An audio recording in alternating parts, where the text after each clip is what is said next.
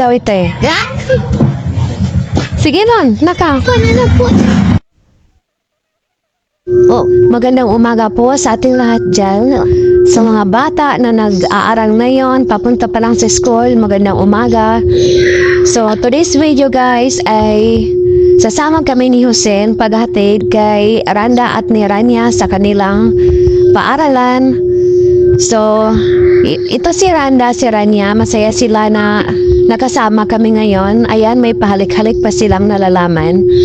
So, malapit lang naman yung eskwelahan nila guys. So, ito na kami, dumating na kami. Yung tatay ni Rania is nagbibigay ng baon nila. 15 pesos a day ang baon nila. So, sa 15 na yung iskulang pa, gusto pa niya magpadagdag. Tingin naman ang tsura niya. O, nagdagdag kasi kulang daw. Hay na po, ang mahal talaga ng bilihin ngayon. Samantalang noon, kami dos lang baon piso. Well, sa bagay, hindi natin masisisi. Ang panahon ngayon ay dollar na talaga ang mga presyo ng bilihin. Hay na po na lang talaga. So ayan, bumalik si Randa kasi nga yung pera niya is maitim daw. Gusto niya papalitan ng malinis na barya. Kasi ngayon, pag maitim yung pera is hindi tatanggapin ng mga tindahan. So ayun guys, nandoon na sila sa school nila. So kami na lang ni Hussein, pauwi na kami ng bahay. So buti na lang at may 10 pesos pang natira.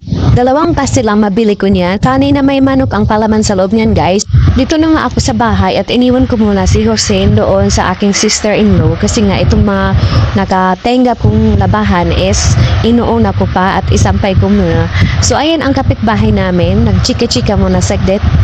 So maya-maya hindi pa ako tapos magsambay ay dumating si Hussein. Ayan, umuwi na siya. Ay sinauli na ng aking sister-in-law. Ano naman kaya siguro ang ginawa doon? Siguro na ang likot-likot nito or umiiyak. Umiiyak nga siya guys kasi nga hindi maganda yung pakiramdam niya. Pinahilot siya doon pala sa sa babo namin. Sa babo ng asawa ko, pinahilot siya doon. Yung babo pala is auntie. Doon siya kanina pinahilot daw, sabi ng aking sister-in-law. So ayan, no choice ako kundi hawakan siya habang nagsasampay. Kasi kung ipasok ko siya sa loob ay iiyak din man. So kwentuhan muna tayo guys habang nagsasampay. So mag-shoutout sa diri na linya. Shout out tayo sa ako ang mama diha sa Davao Oriental o sa akong papa diha sa Davao City. Sa hindi pala nakakilala sa akin, no? Taga Davao Oriental pala ako at nakapag-asawa ng isang taong Maguindanao. So dito ako napadpad, dito ako itinadhana ng Allah Subhanahu wa Ta'ala. So dito na ako ngayon nakatira sa lugar ng aking asawa. Going to 9 years na daig ko rin dapita.